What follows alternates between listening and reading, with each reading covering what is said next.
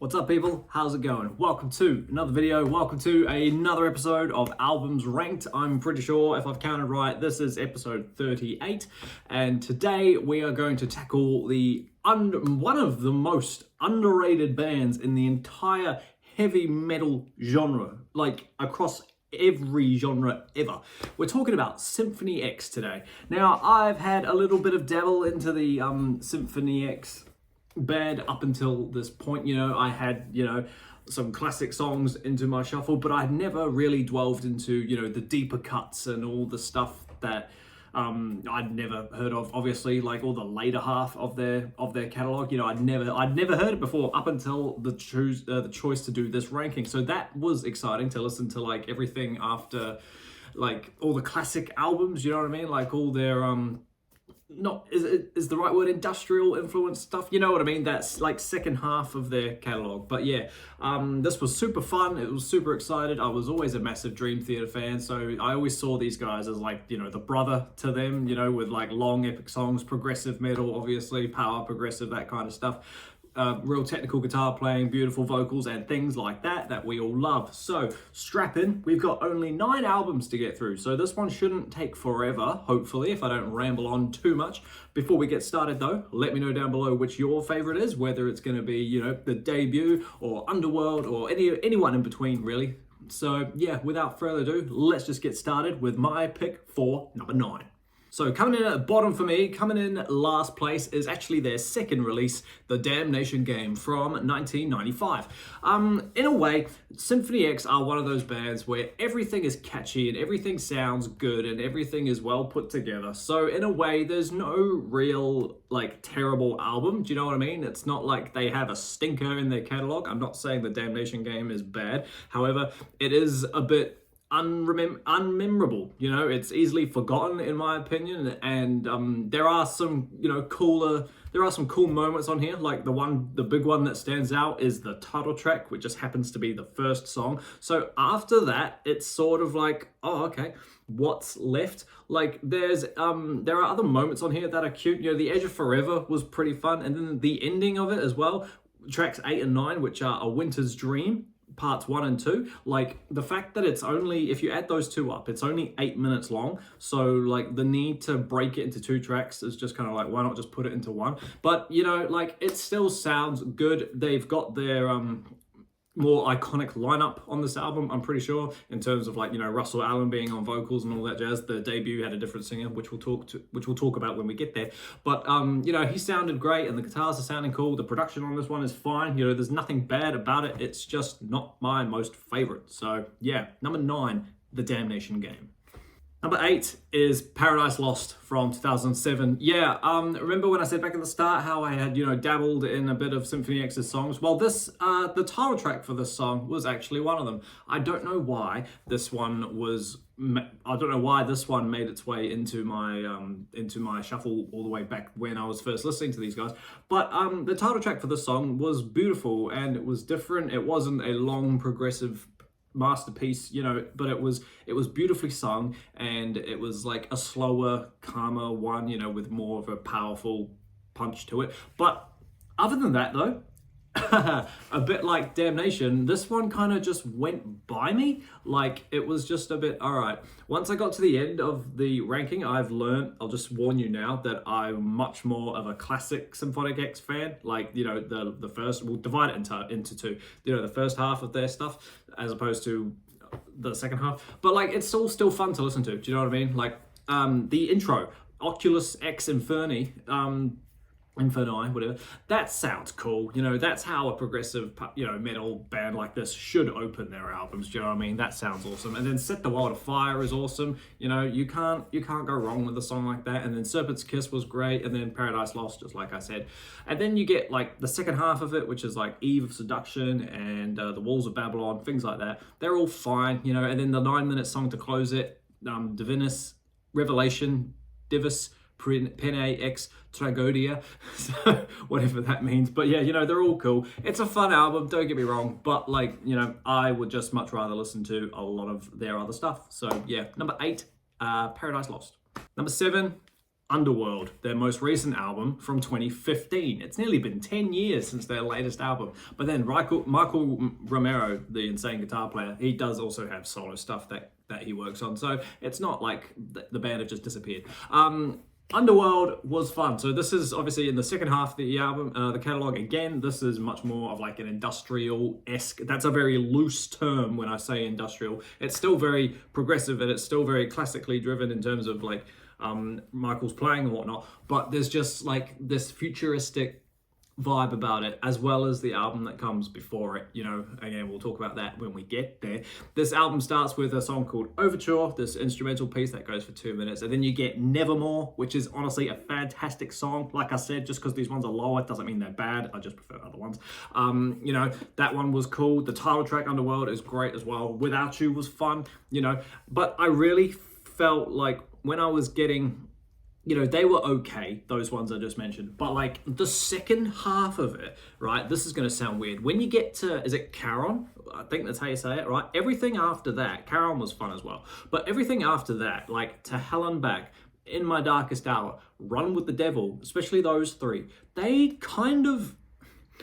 felt like bonus tracks for some weird reason. I don't know why. There was just something about them. They were like, it's not as if they were like shorter, quick songs, because To Hell and Back is 9.5 minutes, but there was just something about them that just felt like, I'm not sure, that they didn't, I don't know if they didn't belong on the album, but like they had this weird thing about them. Do you know what I mean? I hope so.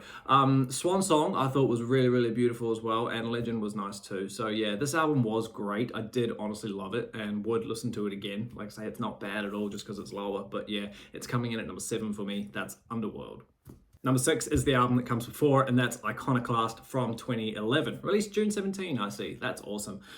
This one definitely follows that whole like industrial, futuristic. It almost gives me like, it's not to compare it again, but like it's sort of, I get the whole vibe of like Dream Theater's Astonishing thing. Do you know what I mean? Like if you look at the cover, it's obviously like very like robotic and AI human robot type of thing. That's the vibe I got. I've actually done no like research on this until right now. Let's have a look. The lyrical concept of the album is based on the idea of machines taking over everything. Yeah, so that definitely comes out on this album. You can feel it. Iconoclast, the 11-minute opener was cool. I thought that was awesome. We're doing, you know, we're doing a mammoth to open the album for once. That's weird, but it was all good.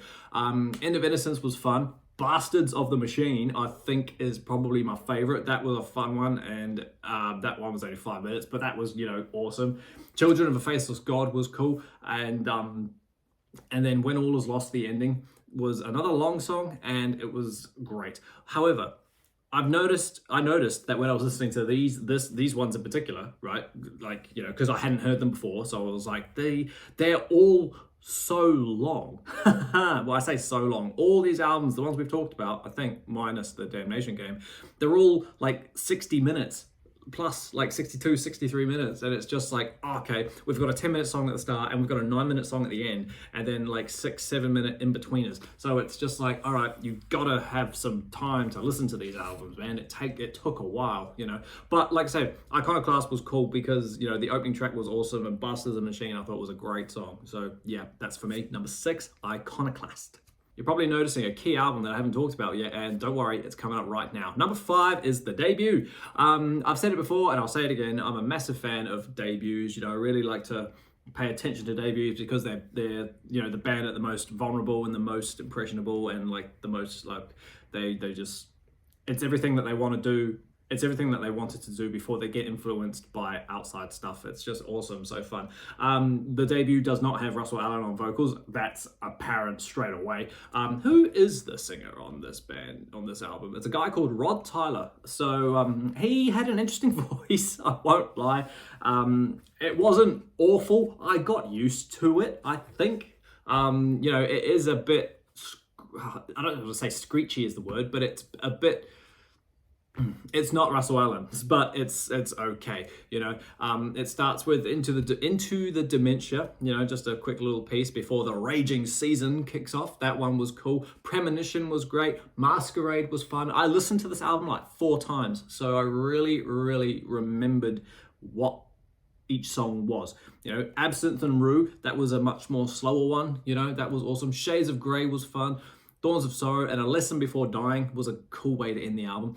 This came out in 1994, and given the way what's his name, Rod Tyler sings, and the way Michael Romero's playing, is this album is very, very in the same vein as like Malmsteen's 90s stuff. The album that I'm more or less referring to is Yngwie's Eclipse album from 93, I think, if that's right. Or no, 90. It came out in 90, which is a great album. But it's that synthy sound that goes behind everything that makes it sound like that. Obviously, Romero's playing is Malmsteen 2.0, do you know what I mean? If not better than Malmsteen, to be honest, because of the stuff that he does. It's just absolutely insane.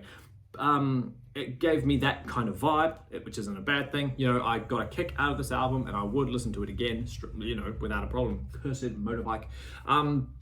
The one gripe the one gripe I do have with this album is the fact of Romero's guitar tone and sound is very, very quiet in the mix. It's very like, I don't know if it's like, what's the word? I don't actually know the word I'm trying to say, but it's very low in the mix. You really got to listen to like all the sweep stuff that he does. You've really got to be like, there it is. Yeah, okay.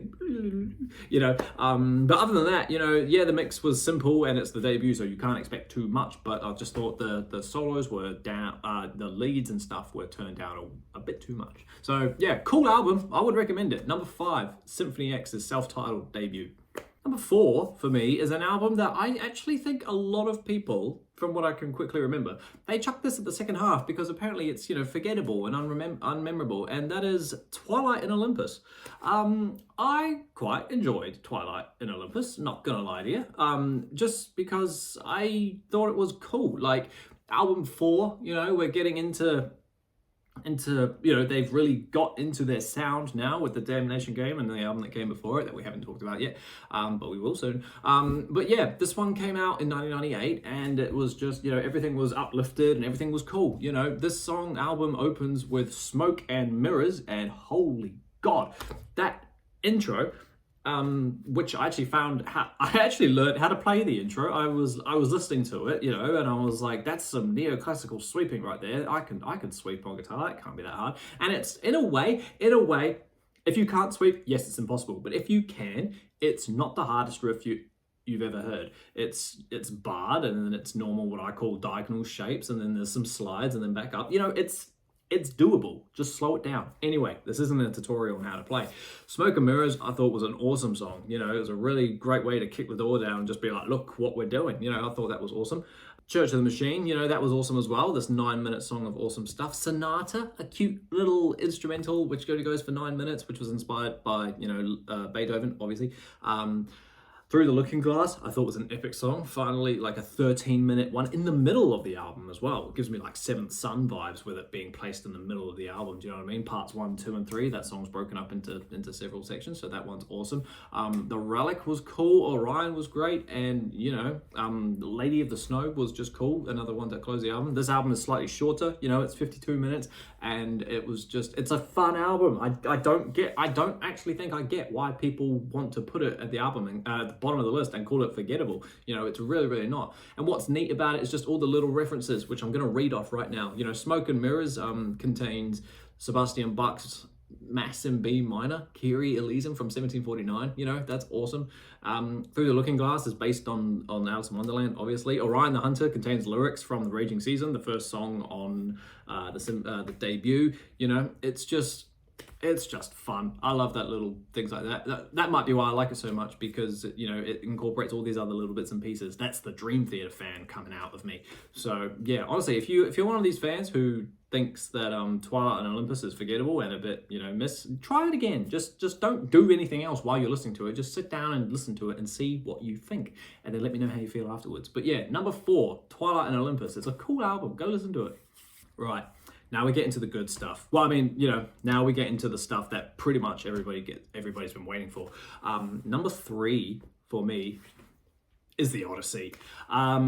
I love the Odyssey song. I won't lie to you. The Odyssey title track song is probably my favorite Symphony X song of all time. You know, it's absolutely perfect. Everything about that song is amazing. I did a list a little while ago about my top 10 longest songs over 15 minutes, and that one was number 1. So it's just perfect.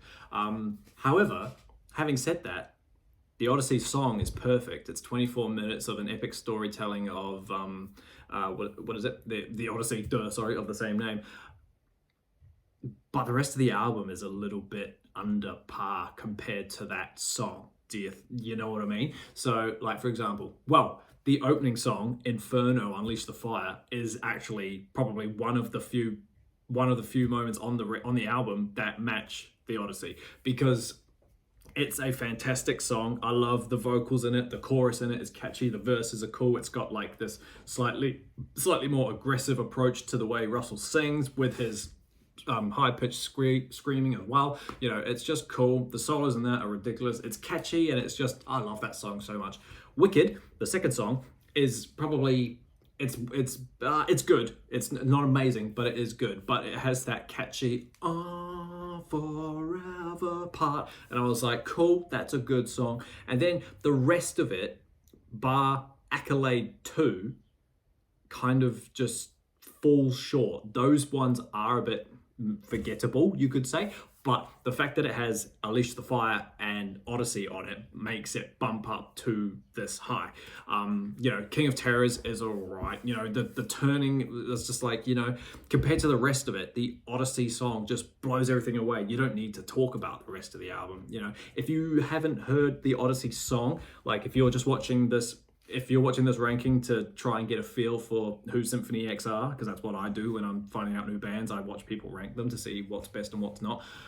Go listen to this Odyssey song and it will blow you away. It's 24 minutes long. It's an epic story. It's got 8 parts, you know, just a full mixture of like neoclassical, power metal, progressive, classical stuff. It's honestly perfect. So yeah, number 3 for me, Odyssey.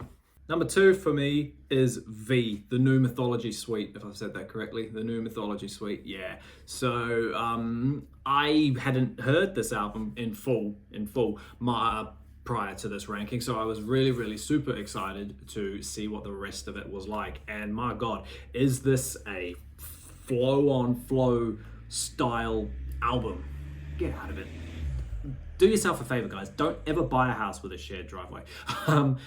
This is such a on-flowing song by song album. Do you know what I mean? It's a concept of something. It's a concept of, where does it tell me? Will it tell me here? I did read it. It's a concept dealing with the story of Atlantis and ancient Egyptian mythology and astrology. So like, it's very fantasical driven album. But like, okay, so it starts with Prelude, right? It starts with an opening track of beautiful melodies and synthy stuff and whatnot, and then it goes into Evolution, which is a great way to start the opener. And then if you look at the track listings and stuff, you can quickly realize that, like, all right, cool, so you've got Fallen, that's an awesome song, 6 minutes long, and then they're called segues, these little in between songs. Like Transcendence is 40 seconds long, and then you've got On the Breath of Poseidon, which is a segue into Egypt, which is a great song, by the way. The Absence of Light, that was fun. A Fool's Paradise was awesome. And then you get Rediscovery segue into Rediscovery Part 2, the New Mythology, which goes for 12 minutes. This album is 62 minutes long, but it's a lot more fun to listen to than the ones before that are still 62 minutes, but don't talk about ancient mythology.